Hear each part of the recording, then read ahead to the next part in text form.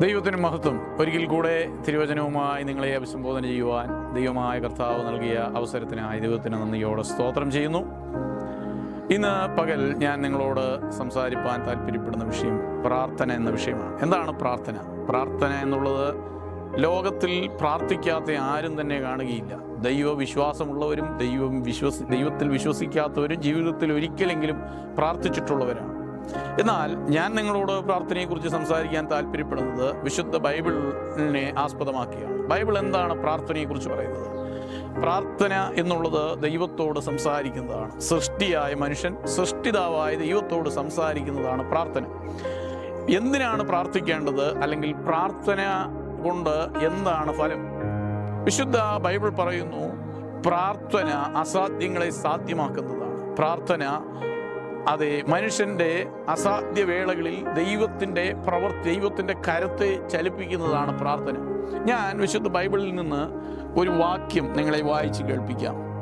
വിശുദ്ധ ലൂക്കോസ് എഴുതിയ സുവിശേഷം അതിൻ്റെ 3-ാം അധ്യായം 21-ാം വാക്യം. ജനമെല്ലാം സ്നാനമേൽക്കുകയിൽ യേശുവും സ്നാനമേറ്റു. പ്രാർത്ഥിക്കുമ്പോൾ സ്വർഗം തുറന്നു. ഒരു വാചകം മാത്രമാണ് എനിക്ക് നിങ്ങളുടെ ശ്രദ്ധയിലേക്ക് കൊണ്ടുവരുവാനുള്ളത്. പ്രാർത്ഥിച്ചപ്പോൾ സ്വർഗം തുറന്നു. അങ്ങനെയെങ്കിൽ പ്രാർത്ഥന സ്വർഗത്തെ തുറക്കുന്നതാണ്. നമുക്കൊക്കെ അറിയാം, നമ്മൾ ഭൂമിയിൽ പലതും തുറക്കുവാൻ താക്കോൽ ഉപയോഗിക്കും. വീട് തുറക്കാൻ, അലമാര തുറക്കാൻ, അങ്ങനെ പലതും നമ്മൾ താക്കോൽ ഉപയോഗിക്കും. എന്നാൽ സ്വർഗത്തെ തുറക്കുന്ന ഒരു താക്കോലാണ് ഒരു ദൈവപൈതലിൻ്റെ, ഒരു ഭക്തന്റെ പ്രാർത്ഥന. നിങ്ങൾക്ക് മുൻപിൽ പല വഴികളും പല വാതിലുകളും അടഞ്ഞു കിടപ്പുണ്ടോ? ഭാരപ്പെടേണ്ട. പ്രാർത്ഥിച്ചാൽ പ്രാർത്ഥിക്കുന്നവന് വേണ്ടി ദൈവം സ്വർഗം തന്നെ തുറക്കും. പ്രാർത്ഥിച്ചപ്പോൾ യേശുവിന് മുൻപിൽ സ്വർഗം തുറക്കപ്പെട്ടു. എന്നെ കേൾക്കുന്ന പ്രിയമുള്ളവരെ, പ്രാർത്ഥനയ്ക്ക് വലിയ ശക്തിയുണ്ട്. പ്രാർത്ഥിക്കുന്നവന് ഒരിടത്തും പരാജയപ്പെടുവാൻ ദൈവം അവസരം നൽകുകയില്ല. പ്രാർത്ഥനയുടെ അതേ പ്രവൃത്തികളെക്കുറിച്ച് തിരുവചനത്തിൽ നിന്നും ഒത്തിരി കാര്യങ്ങൾ നിങ്ങളുടെ മുൻപിലേക്ക് കൊണ്ടുവരുവാൻ എൻ്റെ മുൻപിൽ ആഗ്രഹമുണ്ടെങ്കിലും സമയം കുറവാണ്. എന്നാൽ ഒരു കാര്യം ഞാൻ പറയാം. ഒരിക്കൽ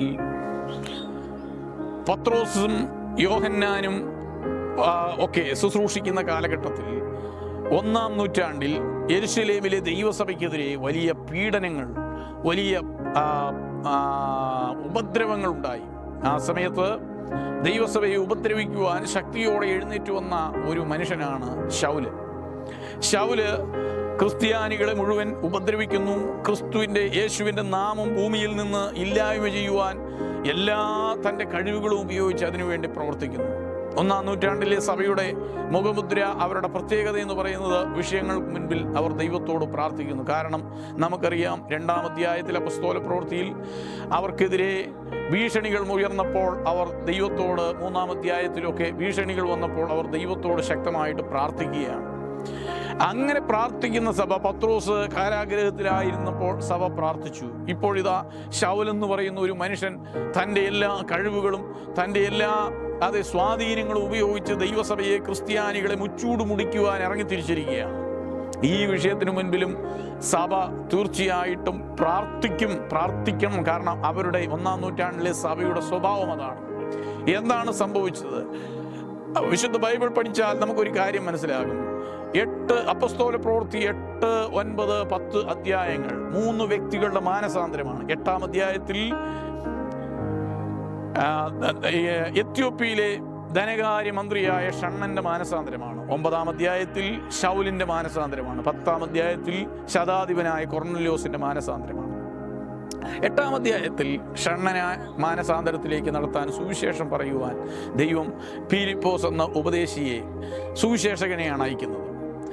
9-ാം അധ്യായം അത് ശൗലിൻ്റെ മാനസാന്തരമാണ്. ഞാൻ ആ ഭാഗം പറയാം. എന്നാൽ 10-ാം അധ്യായത്തിലേക്ക് വരുമ്പോൾ കൊർന്നല്യോസിനോട് സുവിശേഷം പറയുവാൻ, മാനസാന്തരത്തിലേക്ക് നടത്തുവാൻ ദൈവം പത്രോസ് അപ്പസ്തോലനെയാണ് അയക്കുന്നത്. എന്നാൽ 9-ാം അധ്യായത്തിൽ ശൗലിനോട് സുവിശേഷം പറയുവാനും മാനസാന്തരത്തിലേക്ക് നടത്തുവാനും ഒരു സുവിശേഷകനെയോ ഒരു അപ്പസ്തോലനെയോ ദൈവം അയച്ചില്ല. അപ്പസ്തോലന്മാരില്ലാഞ്ഞിട്ടല്ല, സുവിശേഷകന്മാർ കുറവായിട്ടുമല്ല.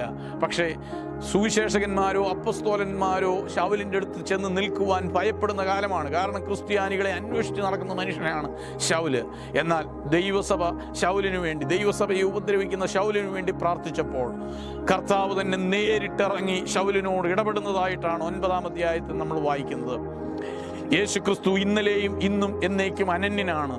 ഇന്നും ദൈവം പ്രാർത്ഥിക്കുന്നവർക്ക് വേണ്ടി നമുക്ക് കടന്നു ചെല്ലാൻ കഴിയാത്ത മേഖലകളിൽ നമുക്ക് വേണ്ടി ഇറങ്ങി വരും. നിങ്ങൾ വിശ്വസിക്കുന്നുവോ? പ്രത്യേകിച്ച് ഈ ദിവസങ്ങളിൽ ഭാരതത്തെ ഓർത്തൊക്കെ നമ്മൾ പ്രാർത്ഥിച്ചുകൊണ്ടിരിക്കുകയാണ്. ഭാരതത്തിലെ ക്രിസ്തീയ സഭ വലിയ പീഡനങ്ങളിൽ കൂടെ കടന്നു പോവുകയാണ്. എന്നാൽ ഞാൻ ദൈവമക്കളെ ആഹ്വാനം ചെയ്യുന്നു, നമ്മൾ ശക്തിയോടെ പ്രാർത്ഥിച്ചാൽ ശൗലിനെ മാനസാന്തരത്തിലേക്ക് നടക്കുവാൻ തൃത്വത്തിൽ രണ്ടാമനായ യേശു ക്രിസ്തു ഇറങ്ങിയതുപോലെ പ്രാർത്ഥിക്കുന്നവർക്ക് വേണ്ടി ഇന്നും സ്വർഗം ഇറങ്ങും, പ്രവർത്തിക്കും. അതുകൊണ്ട് ശക്തിയോടെ നമുക്ക് ഈ ദിവസങ്ങളിൽ പ്രാർത്ഥിക്കാം. പ്രത്യേകിച്ച് ഇന്ത്യയുടെ ഉണർവിനായി, ദേശത്തിൻ്റെ ഉണർവിനായി, തലമുറകൾക്കായിട്ടൊക്കെ നമുക്ക് പ്രാർത്ഥിക്കാം. പ്രാർത്ഥനയുടെ മുൻപിൽ സ്വർഗം തുറക്കപ്പെടും. പ്രാർത്ഥനയുടെ മുൻപിൽ ദൈവം ഇറങ്ങും. ഇന്നും അത് സംഭവിക്കും. വിശ്വസിക്കുന്നവർ അത് ഈ ദിവസങ്ങളിൽ ആമേൻ പറഞ്ഞുകൊണ്ട് പ്രാർത്ഥിക്കുവാൻ തുടങ്ങുക. പ്രാർത്ഥിക്കുന്നവർക്ക് വേണ്ടി ദൈവപ്രവൃത്തി വെളിപ്പെടും. അതുകൊണ്ട് നമുക്ക് വിഷയങ്ങൾക്കായിട്ട് പ്രാർത്ഥിക്കാം. പ്രാർത്ഥനയ്ക്കായി ഒരിക്കൽ കൂടെ നിങ്ങളെ ആഹ്വാനം ചെയ്തുകൊണ്ട് ഞാൻ എൻ്റെ വാക്കുകൾ നിർത്തുന്നു. ദൈവം നിങ്ങളേവരെയും ധാരാളമായി അനുഗ്രഹിക്കട്ടെ. സ്തോത്രം.